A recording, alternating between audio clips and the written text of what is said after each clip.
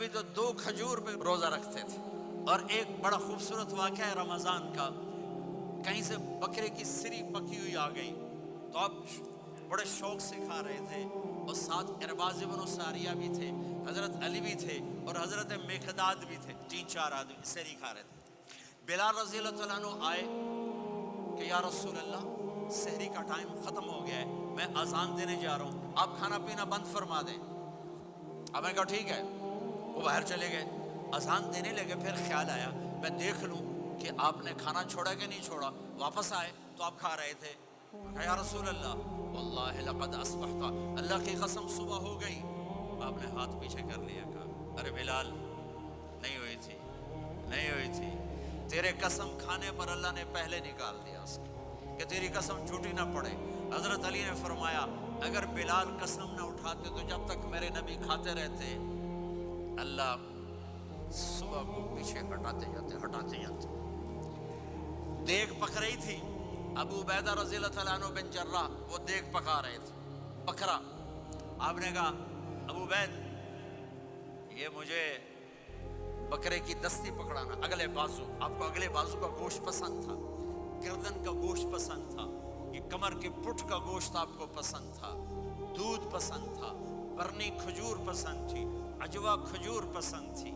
تو کہنے گئے عبید یہ دستی پکڑانا، تو انہوں نے ایسے بکرے کا بازو نکال کے پورا آپ نے یوں پکڑا، نوچ کے پھینکا، کہا دستی پکڑانا، انہوں نے یوں نکالا ڈوئی سے، آپ نے پکڑا کھایا، کہا مجھے بکرے کا بازو دستی پکڑانا، کہا یا رسول اللہ بکرے کی 2 ہی ہوتی ہیں۔ آپ نے کہا تیرا بھلا ہو جائے، اگر تو میرے کہنے پہ ڈوئی ڈال دیتا، جب تک میں کہتے رہتا اللہ مجھے نکال کے کھلاتا رہتا۔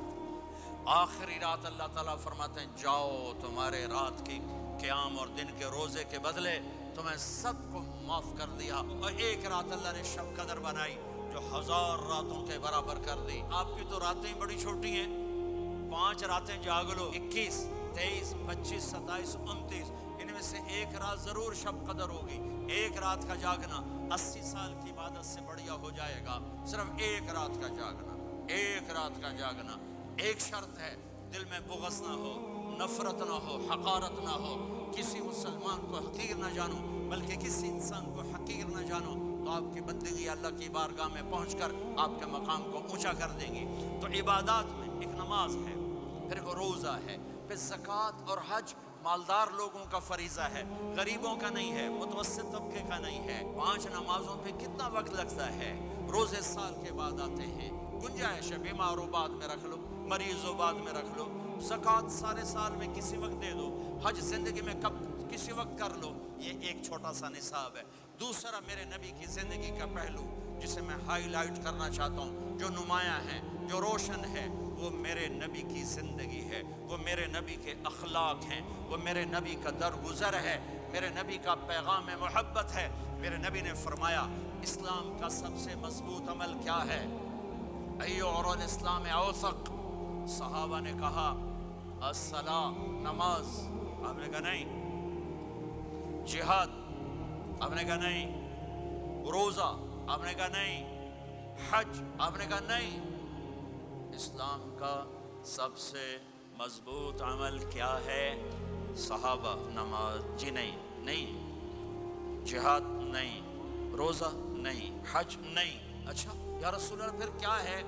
سنو غور سے، توجہ سے، میرے نبی نے فرمایا اسلام کا سب سے مضبوط عمل آپس میں محبت کرنا ہے، اللہ کے لیے محبت کرنا ہے، اللہ کے لیے محبت کرنا ہے، اللہ کے لیے محبت کرنا ہے۔ اسلام پیغام محبت ہے، میرے نبی کی زندگی محبت کی پوری تصویر ہے، کسی سے نفرت نہیں، بغض اللہ کے لیے، محبت اللہ کے لیے، یہ اسلام کا سب سے مضبوط عمل ہے۔